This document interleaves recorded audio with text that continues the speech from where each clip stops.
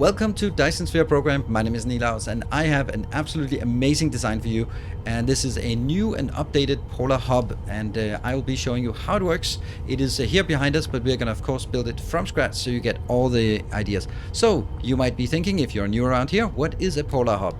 Well, anytime you have a planet for anywhere in the world, you are going to need materials coming in. So what I have designed is this beautiful thing here, and you'll build that on the North Pole of every single planet, and that will take care of all of your inputs and all of your outputs for whatever you need to continue building at this location.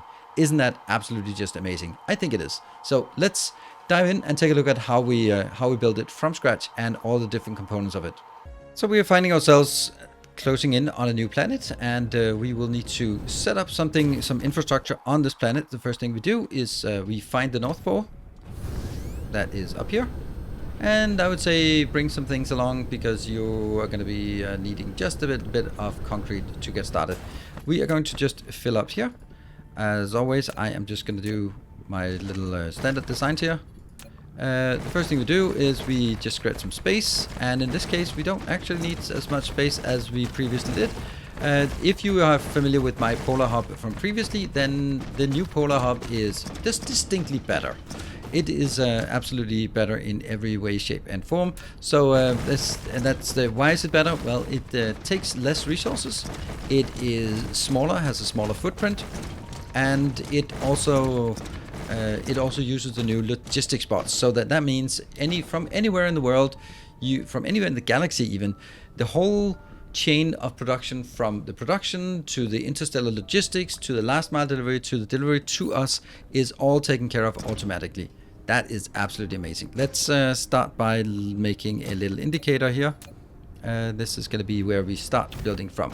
So what you can see is this is the only area that you need to clear. It's not really very much, and we can then start clearing it by going in here. Now, of course, as I go here, we are going to take this blueprint, new polar hub, logistics spots, and I'll just align it with this here. It can be misplaced, but don't do that. So place it here. Let's go. And as we are seeing this being built, then this is a good time for me to say, hey, if you want to keep up and watch more stuff on the channel, then be sure to hit the like button and also consider subscribing, of course. Now, here we have it. It is not powered, and that's completely not a surprise that it's not powered, because we don't have any power on this planet. We just landed here.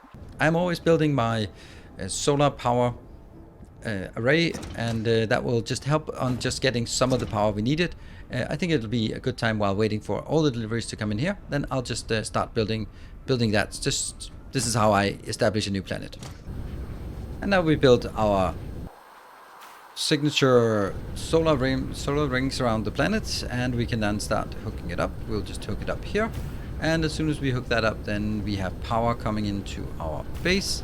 And what we'll see here is immediately what's going to happen is that the little drones here, the logistics bots that were added in the recent patch, they will start servicing and replenishing all the stuff that I've used.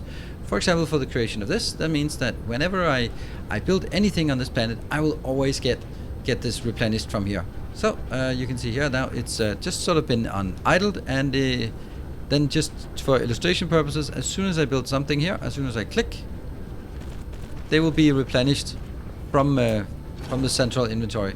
That means that from now on, when we are building on a planet, well, it's just going to be super easy, because we really don't need anything anymore. We don't need to consider about how much of any material we have left, because that will just come on in here. Another thing that I want to show you, and that's a new thing also in this patch, I am pretty sure this is a preparation for future patches. This one, transport unit auto replenishment. This seems like if they get killed, you will auto replenish. This means that when we get into here, they will automatically add them here. It also works with blueprints, so that means that when I make a blueprint, they will automatically be put in here. I think it's time for us to, now that the hub is built and being replenished gradually, we can take a look at how I built it and what it does. So I have 5 different locations, and we have about 20 items being brought in. And this is here, we have 4 different things inbound. Well, that's because 4 things are just a lot more easier to deal with here than 5. And we have 1 extra for if you have something specific you want. Let's say you want chemical plants and I don't have chemical plants, then you can also grab it in here.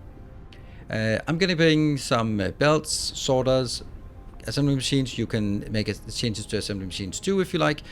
Some arc smelters, you can change it to smelters too if you like. Over here we have our planetaries and interplanetaries, as well as our drones and vessels. Super nice. None of these towers have vessels, and only one of them have drones. This is the one that has drones, so I've also clicked this, so you put in the drones automatically. This one will have foundations, solar panels. I use the solar panels for my initial power on this planet. It has proliferator, and if you want proliferator too, then you can of course use that instead. The warpers here are just being the warpers and the proliferators have to be transported by drones to any other locations, any planetary logistics that we build on this planet, or so that we can get that out there. The yellow box, the structure matrix, only have an aesthetic purpose. That's the yellow line around here. It is basically my signature move, so that's why I have it here.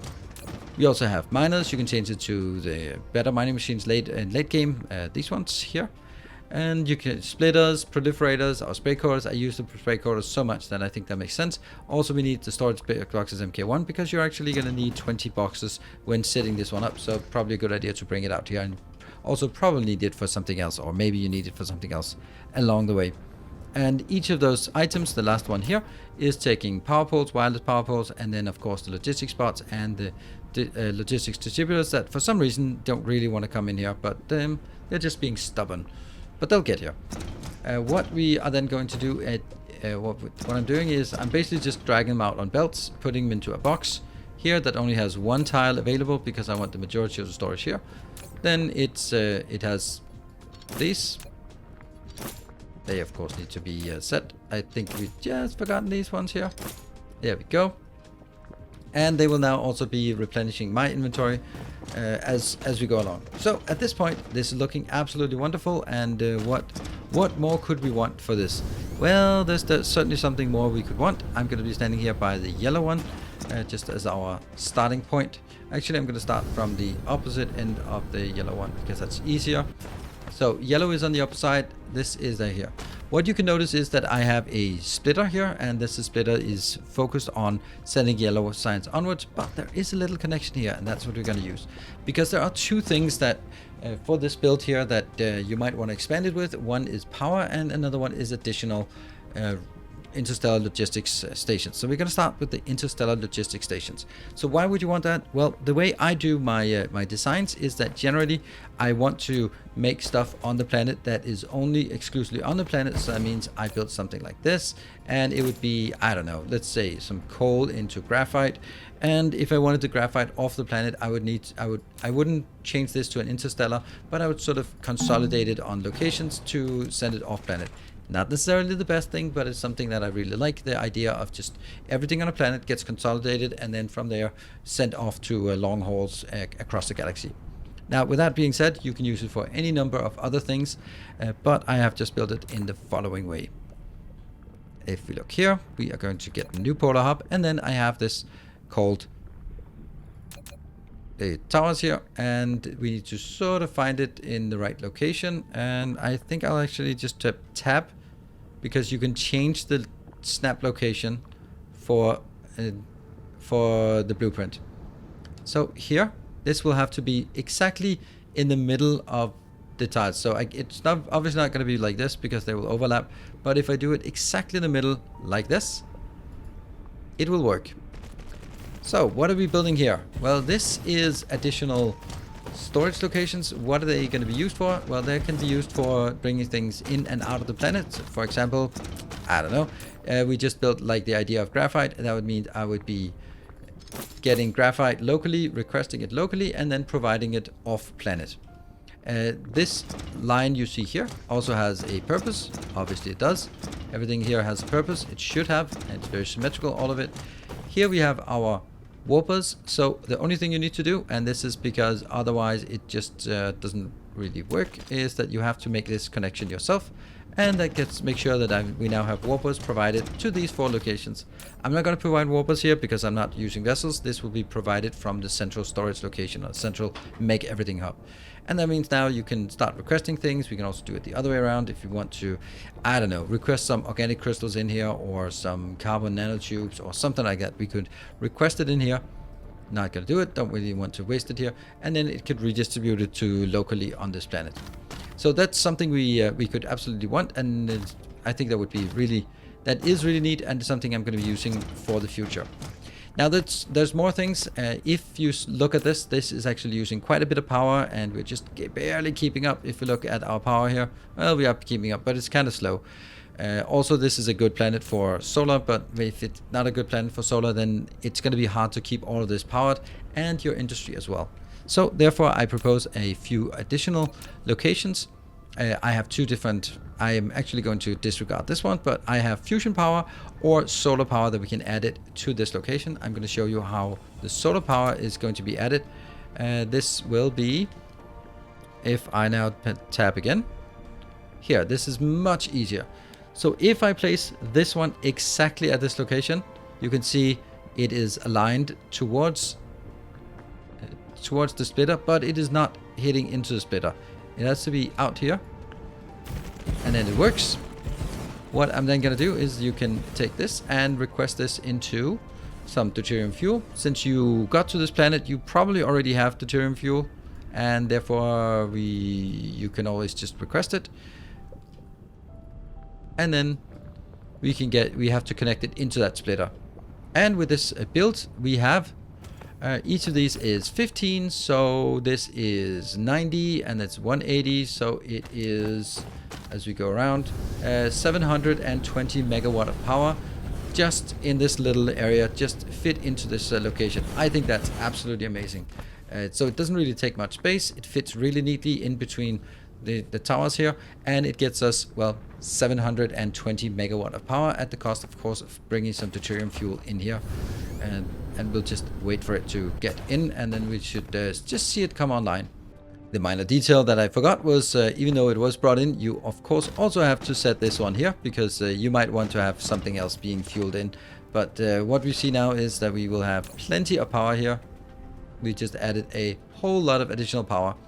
Now, as I said, if you wanted to get sort of to the very late game and get something even more powerful than 720, or even just something simpler, it's not necessarily more, but it's just simpler, then we can use the artificial suns. So let me clear this up and build, so we can build that and show you how that works. And so with this cleaned up, we can now build in the last blueprint here, and I will just drag it in, and it will be placed right there. And again, I need to manually hook it up, and that's now hooked up, and we got the artificial sun spinning. Now in this case, I've only built 6 of these because they are, well, they're pretty good as they are. This is 432 power, but of course, if you choose to have this all the way around, you can get 1700 megawatts of power from just this part here, and that should be enough to get to build the heavy industry that you want at that location. So there we have the build. This is the design, and I think it's super good. The initial one is one that I would be building always, just first, no matter what. I'll build the inner one, the purple circle here, and that will be just means that every planet will have whatever I need so that I can get it. The second part is then if it's a logistics hub where we get things in and out, then I'm going to build the additional towers. If you feel that I don't have enough things in here, or you don't have enough things in here for operating, well, of course, you can always just build a similar pattern of this out here on some of these outer lines as well. It's not very difficult to do, and that will just get you additional things inbound if there are some things you feel that I have missed in the setup. I've been going through it quite diligently and looked at what I actually used, and that's the ones that I've added instead of bringing things to every single planet that I don't often use. So this is my build. I hope that this was useful to you and inspiring. Maybe you want to do it slightly different. Maybe you have some ideas for improvement. Maybe you just go like, awesome, I can now use it and stamp it down on all my planets, and then I don't never have to worry about whether I have enough items until, of course, something runs out. But that's the way of Dyson Sphere Program. Thank you very much for watching. I hope you've enjoyed it. Be sure to hit the like button and subscribe to the channel to keep updated with more cool designs for this amazing game. And of course, if you want to be part of the design process and start yelling at me for the things I forget, then I am also streaming on Twitch, and it's about 2 times a week. So check my Discord or my Twitch schedule for the actual days. Thank you for watching. Until next time, take care. And as always, stay effective.